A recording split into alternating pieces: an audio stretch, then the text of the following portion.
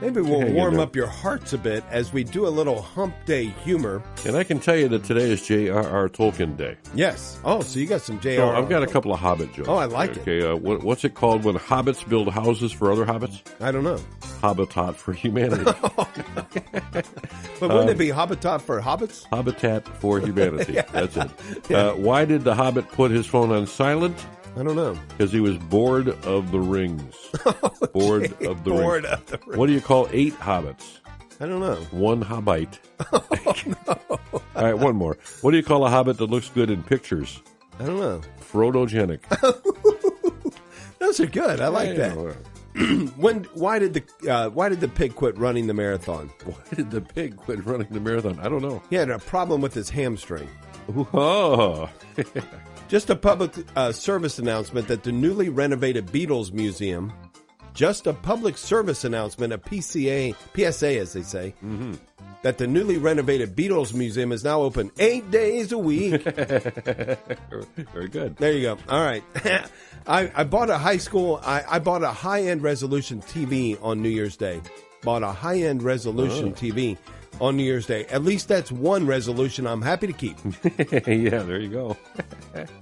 All right, some more, I don't know, grandson, grandfather, grandmother jokes. When my grandson asked me how old I was, I teasingly replied, I'm not sure. Look in your underwear, Grandpa, he advised. Mine says I'm 4 to 6. Wow, good. I really like this one. It says I'm only 38. That's pretty good. Second grader comes home from school, says to her grandmother, Grandma, guess what? We learned how to make babies today.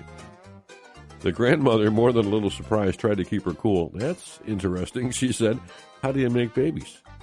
It's simple, replied the girl. You change the Y to an I and add an S. That's funny. That's very funny. When the young boy showed up for his first day at his new school, the school secretary, while filling out forms for the start of the academic year, asked him for his father's occupation.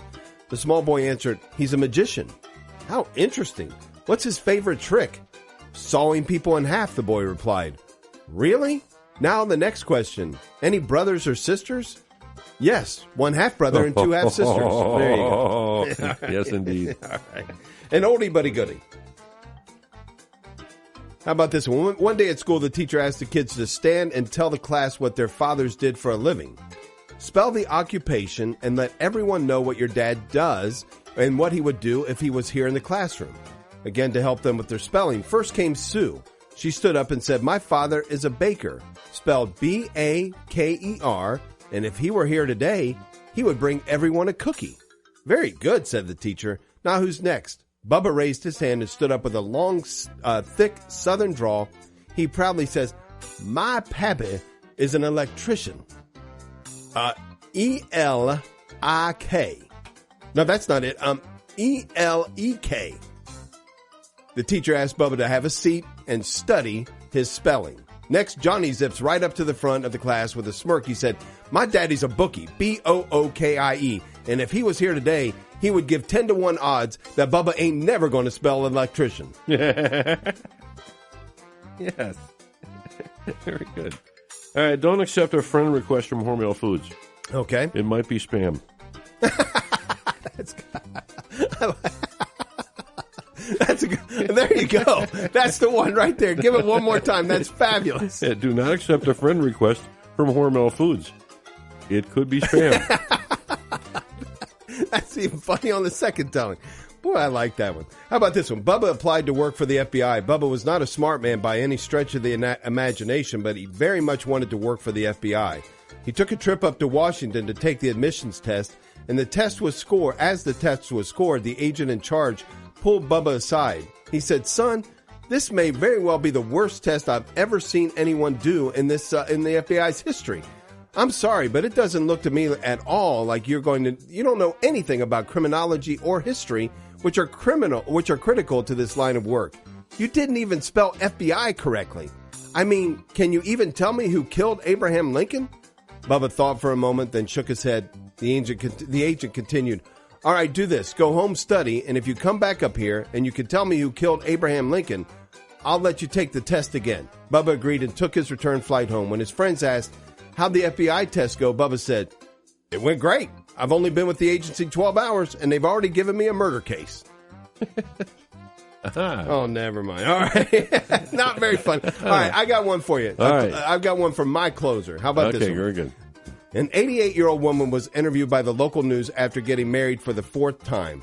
The interviewer asked her questions about her life, about what it felt like to be marrying again at 88 years old, and then about her new husband's occupation. He's a funeral director, she answered. Interesting, the newsman thought. He then asked her if she wouldn't mind telling him a little bit about her first 3 husbands and what they did for a living. She told him she'd been married to a banker when she was in her 20s, then a circus ringmaster in her 40s, and later on a preacher in her 60s, and now in her late 80s, a funeral director. The interviewer looked at her quite astonished and asked why she had married 4 men with such diverse careers. She smiled and explained, I married 1 for the money, 2 for the show, 3 to get ready, and 4 to go. Well, it's 1 for the money, Oh, yeah. 2 for the show, 3 to get ready, now go, cat, go. Oh, yes. There you go. If her name were Cat, we'd have it really wrapped up there. But there you go. There's I think if I'm I not married mistaken, 1 for the money, 2 for the show. I'm not mistaken, you got blue suede shoes for Christmas. Yeah, there you go. And I like it. Don't answer emails from Hormel.